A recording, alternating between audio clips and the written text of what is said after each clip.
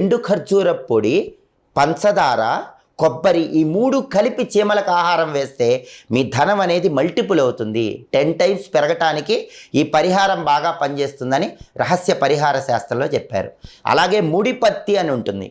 ఆ ముడిపత్తిని తీసుకొని దాన్ని కొద్దిగా పసుపు రాసి శ్రీ హనుమతే నమః అని 11 సార్లు చెప్పుకొని ఎంప్లాయీస్ అయితే మీ ఆఫీస్ టేబుల్లో పెట్టుకోండి, బిజినెస్ పర్సన్స్ అయితే మీ గల్లాపెట్టులో పెట్టుకోండి.